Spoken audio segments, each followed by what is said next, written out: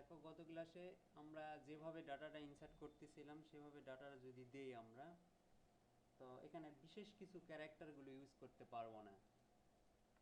যেমন নেমের মধ্যে যদি হাইপেন থাকে, কমা থাকে, ডট থাকে, এগুলো নিবে না। যেমন এমডি মাজিদ দেব, এমডি ডট মাজিদ।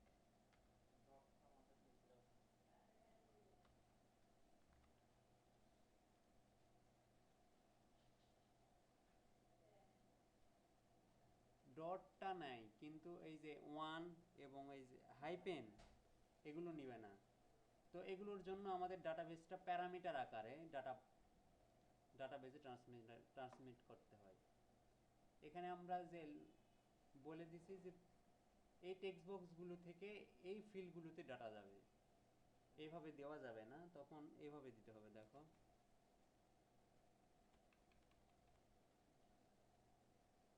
ভেরিয়েবল ঘোষণা করতে হয় তখন, যে এই name, roll, department, date of birth, এই চারটা ফিল্ডে কোন ভেরিয়েবল থেকে মান যাবে বা কোন প্যারামিটারগুলো থেকে মান যাবে।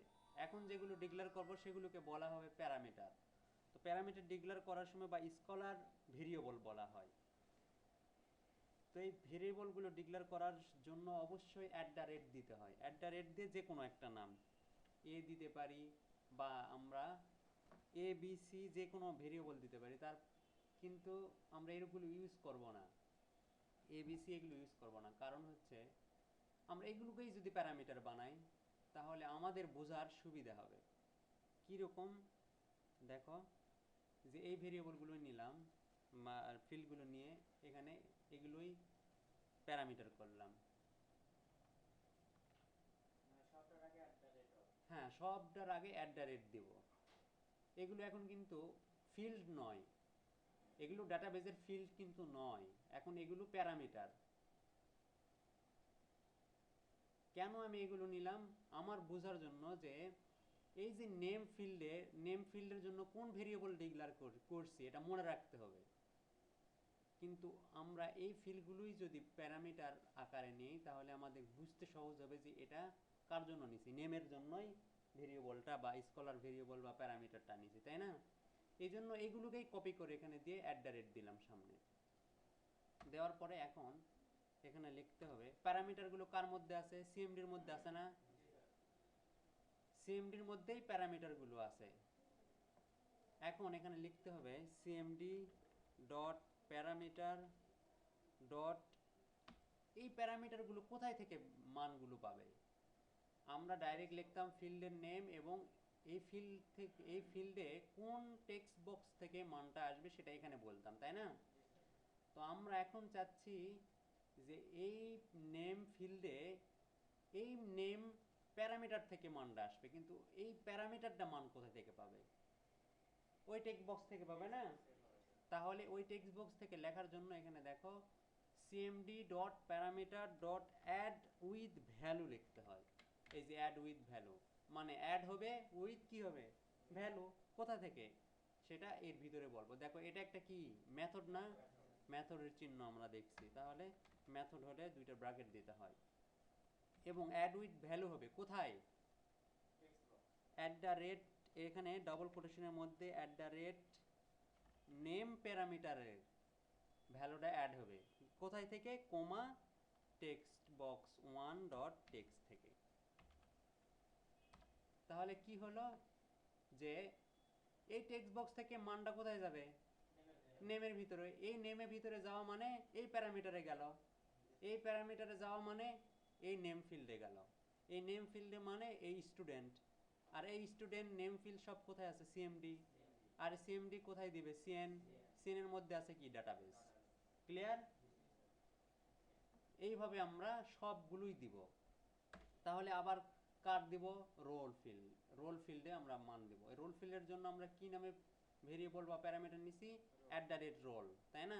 দেখো আমার এখন কিন্তু বুঝতে সহজ হচ্ছে ভেরিয়েবলগুলো। আমরা যদি এ বি সি নিতাম হতো, কিন্তু বুঝতাম না বি কোন ফিল্ডের জন্য ডিক্লেয়ার করছি, তাই না? এই জন্য আমরা এখানে যে ফিল্ডগুলো নিব সেগুলো কপি করে নিয়ে যাই এখানে প্যারামিটার বানাবো। তাহলে এখানে CMD dot parameter dot add with value, এর ভিতরে আবার বলবো ডাবল কোটেশনের মধ্যে কোন ভেরিয়েবলের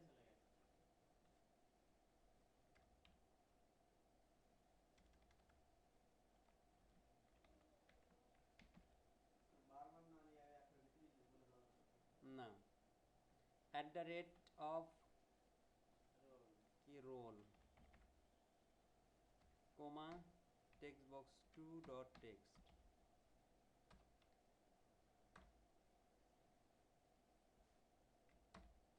তারপরে কি আসবে ডিপার্টমেন্ট, তাহলে CMD dot add with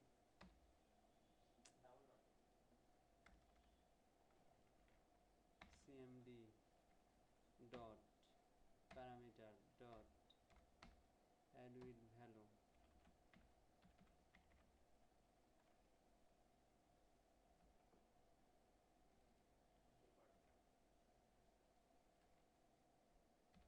comma combo box থেকে আসবে ওয়ান ডট টেক্সট,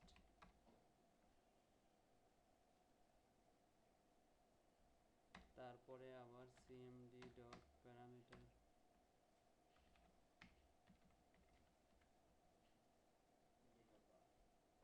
এটা আমরা কপি করে নিই,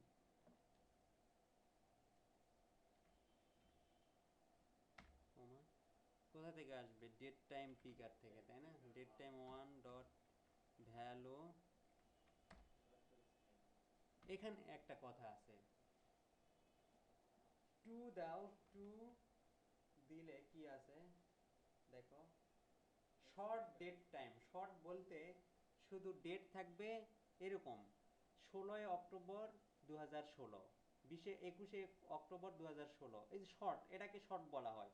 আর লং যখন আমরা দিব তখন কি দিন, মাস, ডেট এবং সাল সহ যাবে, ঠিক আছে? আমরা যদি শর্ট নিতে চাই, যে আমরা চাচ্ছি না এই ডাটাবেজে এই ফিল্ডটাতে ডেট অফ বার্থ ফিল্ডটাতে শুধু যাবে শুধু ডেট, মাসের নাম এবং সাল, তাহলে আমরা to short, to short date string, যদি এইভাবে আমরা টু শর্ট টাইম স্ট্রিং দেই তাহলে টাইম যাবে সময়গুলো, যেমন এখন কয়টা 11:11 AM, এই তিনটা জিনিস যাবে, ঠিক আছে? তাহলে আমাদের এখন প্রয়োজন শর্ট ডেট স্ট্রিং, এটা দিব, দিয়ে এটা একটা মেথড ব্র্যাকেট দিয়ে দিব, বুঝতে পারছ? এখন যদি আমরা প্রোগ্রামটা রান করি, মান দেই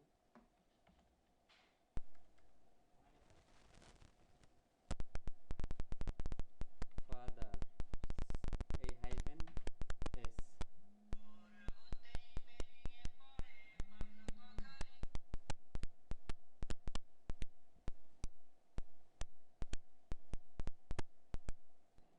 আচ্ছা তারপরে রোল নাম্বার দিলাম এবং ডিপার্টমেন্ট,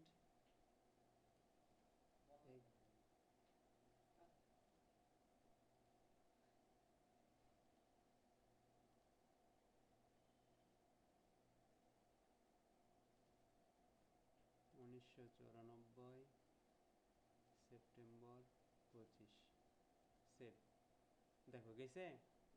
এখন ডাটা, এখন যে কোনো ডাটা ট্রান্সমিট করা পসিবল যদি আমরা এইরকম প্যারামিটার আকারে ডাটাটা দেই। দেখো আমরা ডাটাবেজে এখন যাই, দেখি কি অবস্থায় ডাটা গেছে। কি দিছিলাম, কলেজ না?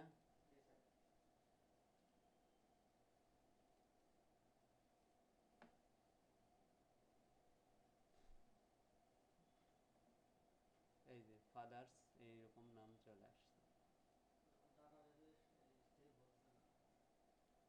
মানে এখানে আসতেছে না স্যার, সেভ হচ্ছে ঠিক, যদি প্রোগ্রামটা